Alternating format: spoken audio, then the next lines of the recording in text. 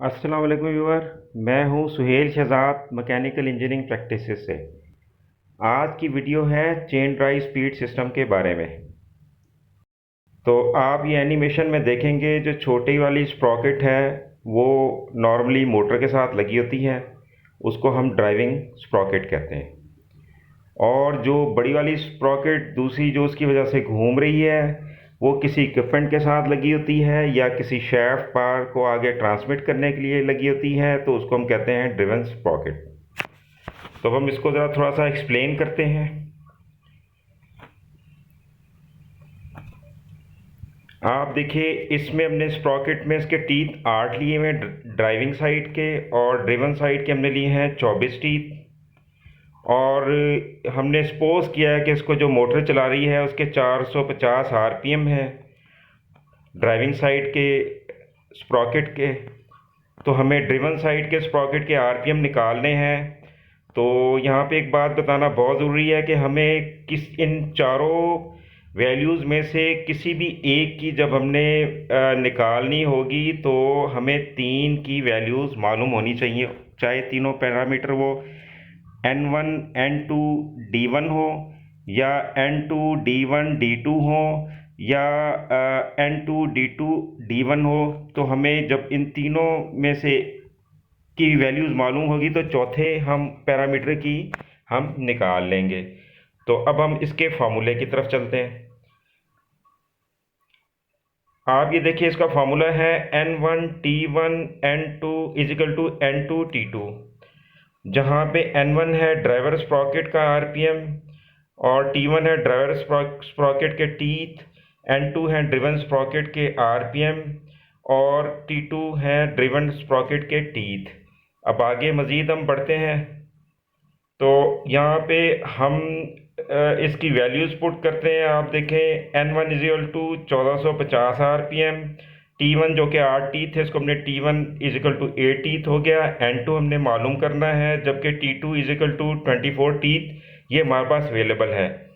जब हम इसको इस फार्मूले में डालेंगे यानी N1 T1 is equal to N2 T2, तो उसमें जब 1450 को हम 8 से ज़रब करेंगे इजिकल टू N2 ज़रब 24 से दूसरी साइड को हम विजिट मल्टीप्लाई करेंगे तो N2 की वैल्यू आ जाएगी 14,000 ज़रब 8 डिवाइडेड बाय 24। यानी फिर अगर हम इसको मज़ीद सॉल्व करेंगे तो N2 equal to 11,600/24 which comes N2 equal to 48.3 RPM. इस सूरत में जो है ना हमें ड्रिवन साइड की जो स्प्रॉकेट के आरपीएम मिलेंगे वो 483.3 होंगे। अब आप आगे देखिएगा एंड में कि हम इस एनिमेशन की तरफ फिर जाते हैं और यहाँ पे देखिए कंप्लीट हो गया है। इसमें हमें चारों वैल्यूज़ नज़र आ गई हैं और जो इसकी N2 की वैल्यूज़ थी वो 43.3 आरपीएम थी। अब यहाँ पे आपको एक चीज़ बताना बहुत ज़रूरी है कि ये जो इस वक्त कम्बिनेशन है ये इंतहाई आइडियल है, इसमें हमें अच्छी शाफ्ट पावर मिलेगी। लेकिन अगर हम ड्राइविंग साइड के स्प्रॉकेट को बड़ा कर देंगे और ड्रिवन को छोटा करके कर देंगे, इससे आरपीएम तो बढ़ जाएंगे लेकिन शाफ्ट पावर नहीं इतनी मिलेगी। तो या अगर हम किसी जगह ऐसी जगह यूज़ करना चाहेंगे कि जहाँ पे हमें सेम आरपीएम पे जाना होगा तो हमें दोनों स्प्रॉकेट यानी ड्राइविंग और ड्रिवन के सेम टीथ के हमें यहाँ पे स्प्रॉकेट लगाने होंगे। तो हम ये इसको गो के तीनों एप्लीकेशन के लिए इस्तेमाल कर सकते हैं, लेकिन ज़्यादा रिकमेंडेड है कि हम इसके ज़रिए आरपीएम को रिड्यूस करें। और बाज़ का ये भी होता है कि इस मोटर से पहले भी गेयर्ड मोटर होती है या गेयर बॉक्स कम्बिनेशन होता है जिसके थ्रू इसके मज़ीद हमें कम जब आरपीएम मिलते हैं तो ड्राइविंग साइड के तो हम ड्रिवन साइड पे इसको मज़ीद रिड्यूस करके उसको मोर पावरफुल कर देते हैं। तो इस कॉम्बिनेशन में 8-3 में हमें जो नज़र आ रहा है तकरीबन ये 1:3 का रेशो निकलेगा।